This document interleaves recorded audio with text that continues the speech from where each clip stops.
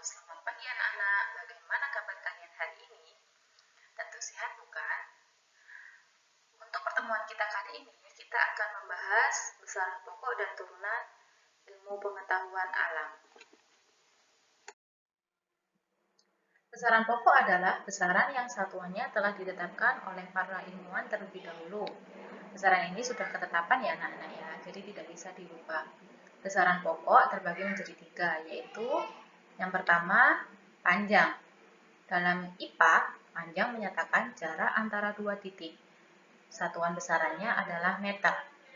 Dapat dikonversi menjadi satuan lain. Konversi satuannya pada gambar berikut. Satuan kilometer, besaran satuan kilometer, jika diubah menjadi besaran milimeter, maka besarannya harus dikali 10. Kemudian, sebaliknya, jika besaran milimeter diubah menjadi kilometer, maka besarannya dibagi 10.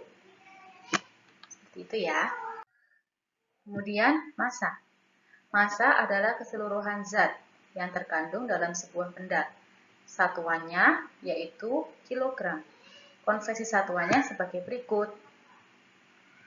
Seperti tabel yang tadi, perhitungannya seperti yang sebelumnya ya. Pada pengukuran panjang, yaitu 1 ton setara dengan 1000 kg. 1 kg setara dengan 1000 gram. Sedangkan 1 gram setara dengan 1000 mg. Yang ketiga yaitu waktu.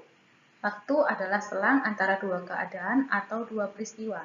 Satuan waktu adalah second. Untuk peristiwa-peristiwa yang selang terjadinya cukup lama, waktu yang dinyatakan dalam satuan-satuan yang lebih besar.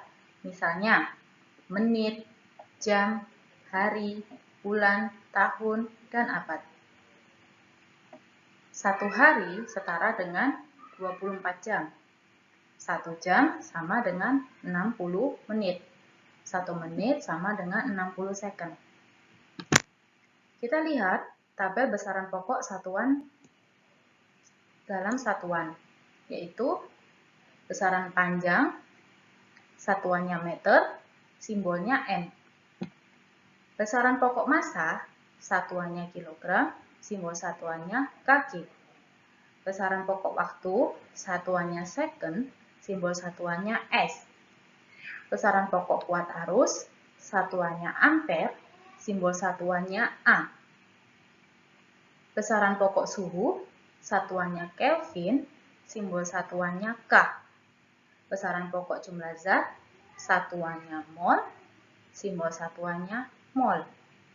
Sedangkan besaran pokok intensitas cahaya, satuannya kandela, simbol satuannya CD. Besaran turunan. Besaran-besaran yang dapat diukur selain 7 besaran pokok pada tabel besaran pokok dan satuannya, termasuk besaran turunan yang sudah saya tunjukkan tabelnya di slide sebelumnya, disebut besaran turunan karena besaran-besaran tersebut dapat diturunkan dari besaran-besaran pokoknya. Besaran turunan ini dibagi menjadi 4. Yang pertama yaitu luas. Untuk benda yang berbentuk persegi, luas benda dapat ditentukan dengan mengalihkan hasil pengukuran panjang dengan lebarnya. Oke, kita lihat gambar yang di sebelah kanan. Pengukuran luas daun.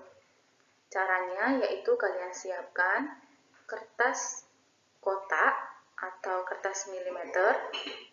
Kemudian ambil 1 helai daun, kalian taruh di atas kertas kotaknya dan kalian buat salinan.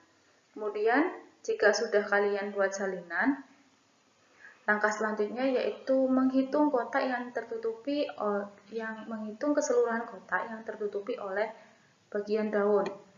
Kita tandai dengan angka 1 ya. Ini 1, 2, 3, 4, 5, 6, 7, 8, 9, 10, 11, 12, 13. Oke. Ada 13 kotak yang tertutupi seluruhnya oleh daun. Kemudian untuk kotak yang tidak seluruhnya ditutupi oleh daun, kita tandai angka setengah ya. 2, 3, 4, 5, 6, 7, 8, 9, 10, 11, 12, 13, 14, 15, 16, 17, 18, 19. Nah, ada 19 kotak yang tidak ditutupi oleh yang seluruhnya tidak ditutupi oleh daun. Berarti ada berapa? Setengah dikali 19.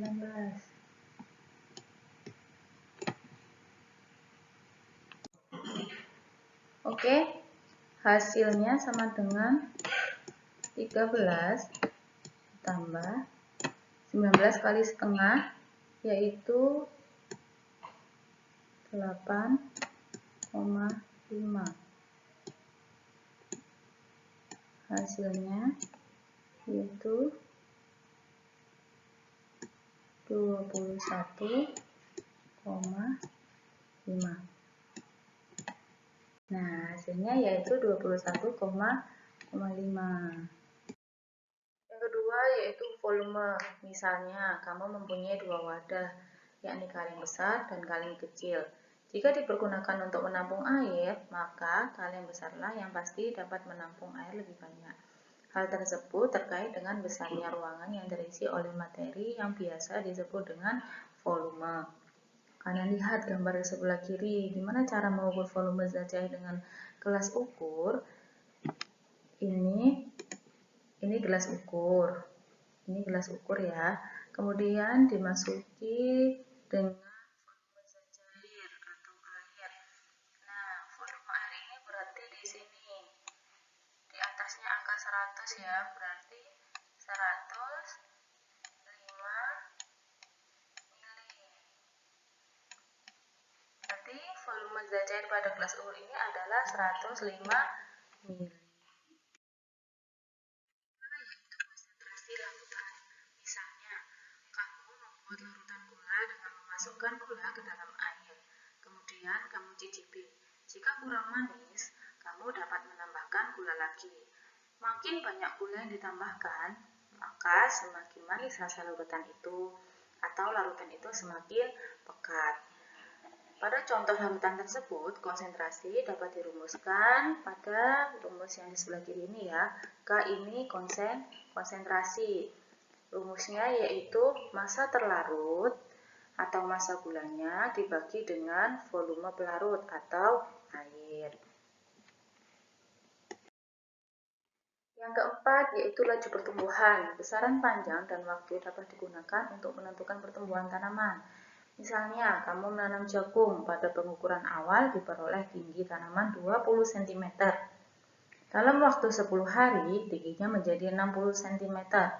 Maka, kamu dapat menentukan laju pertumbuhan jagung tersebut dengan perhitungan, yaitu laju pertumbuhan adalah pertambahan tinggi tanaman dibagi dengan selang waktu. Tadi tingginya dari 20 menjadi 60 ya. Berarti 60 dikurangi 20 cm, kemudian dibagi dengan 10 hari. Maka hasilnya 4 cm per hari. Hasilnya pertumbuhan dari tanaman jagung ini 4 cm per hari. Oke, sampai di sini pembelajaran kita hari ini. Tetap semangat, jangan jaga kesehatan. Terima kasih dan salam sehat.